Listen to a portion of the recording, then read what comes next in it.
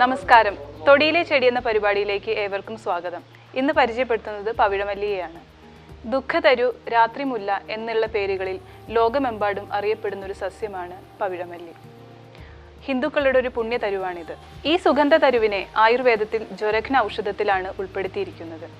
ഒലിയേസിയ കുടുംബാംഗത്തിൽ വരുന്ന ഇതിൻ്റെ ശാസ്ത്രീയ നാമം നിക്കാന്തസ് ആർബർ ട്രിസ്ട്രിസ് എന്നാണ്. സംസ്കൃതത്തിൽ ഇതിനെ ശേഫാലിക, ഹരിജാതം എന്നൊക്കെയാണ് നാമധേയങ്ങളുള്ളത്.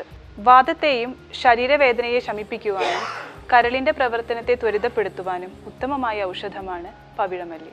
ജമ്മു, നേപ്പാൾ, ഗുജറാത്ത് എന്നീ പ്രദേശങ്ങളിലാണ് ഇത് കൂടുതലായി കാണപ്പെടുന്നത്. കേരളത്തിലും ഇതെമ്പാടും വളരാറുണ്ട്.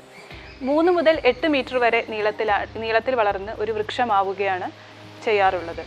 ഇതിൻ്റെ ഇലകൾ സമുഖമായിട്ടാണ് വിന്യസിച്ചിരിക്കുന്നത്. താഴത്തെ ഇലകൾക്ക് വളരെ നീളം കൂടുതലും അത് അറ്റത്തോട്ട് എത്തുമ്പോൾ ചെറുതായിട്ടുമാണ് കാണാറുള്ളത്. ഇളം തവിട്ട് നിറമാണ് ഇതിൻ്റെ തണ്ടിനുള്ളത്. പവിഴമല്ലിയുടെ പ്രത്യേകത എന്തെന്ന് വെച്ചാൽ രാത്രിയിലാണ് ഇതിൻ്റെ പുഷ്പങ്ങൾ വിരിയാറുള്ളത്. വളരെ സുഗന്ധപൂരിതമായിട്ടുള്ള ഈ പുഷ്പത്തിന് ഇളം മങ്ങിയ നിറമോ വെള്ള നിറത്തിലോ ആയിട്ടാണ് കാണപ്പെടാറുള്ളത്. ഇതിൻ്റെ ഫലം ക്യാപ്സ്യൂളാണ്. പാകമെത്തിയ ഫലം കറുപ്പ് നിറത്തിലാണ് കാണപ്പെടുന്നത്. ഇതിൻ്റെ പൂക്കളിൽ നിന്ന് ഒരു രഞ്ജക വസ്തു വേർതിരിച്ചെടുക്കാൻ സാധിക്കും. നിക്റ്റിൻ, നിക്കോട്ടിഫ്ലോറിൻ എന്നീ രാസഘടകങ്ങളാണ് ഇതിൽ അടങ്ങിയിരിക്കുന്നത്.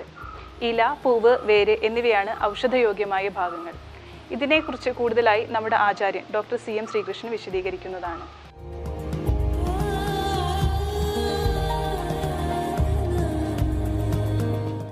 പവിഴമല്ലി അല്ലെങ്കിൽ നളിനി എന്നൊക്കെ പറയാം.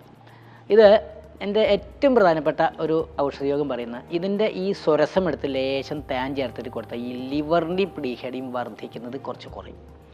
അതുപോലെ ഈ പനിയുള്ള കണ്ടീഷനിൽ ഇപ്പോൾ സാധാരണ മുത്തങ്ങയും അമൃതമൊന്നും കിട്ടിയില്ല എന്നുണ്ടെങ്കിൽ ഇത് നേരെ കഷായം വെച്ചിട്ട് ഏതെങ്കിലും ഒരു ചെറിയൊരു ഗുളികയും ചേർത്ത് കൊടുത്തു കഴിഞ്ഞാൽ വളരെ ഫലപ്രദമാണ്. പിന്നെ ഇത് ഈ കുട്ടികൾക്ക് ഉണ്ടാകുന്ന ഈ കൃമിശല്യം, ഈ വര എന്നൊക്കെ പറയുന്ന കൃമിശല്യത്തിന് ഈ ഇതിൻ്റെ സ്വരസം എടുത്തിട്ട് ലേശം തേൻ ചേർത്തിട്ട് രാത്രി ഓരോ ടീസ്പൂൺ ഇതൊരു 7 ദിവസം കൊടുത്താൽ മതി, അത് കുറയും. പിന്നെ ഈ വ്രണം, ഉണങ്ങാത്ത വ്രണത്തിൽ ഇതിൻ്റെ ഈ ഇല അരച്ച് നമുക്ക് പോൾട്ടീസ് ആക്കിയിട്ട് വയ്ക്കാം. അതുപോലെ തന്നെ ഈ നടുവേദന വിട്ടുമാറുന്ന നടുവേദന ഉണ്ടെങ്കിൽ ഇത് കഷായം വെച്ച് അകത്തേക്ക് കൊടുക്കുക. ഇതിൻ്റെ ഈ സമൂലം എടുത്തിട്ട് കിഴിയാക്കിയിട്ട് നടുവിൽ ഇങ്ങനെ കുത്തി കഴിഞ്ഞാൽ കുറച്ച് ആശ്വാസം ഉണ്ടാവും.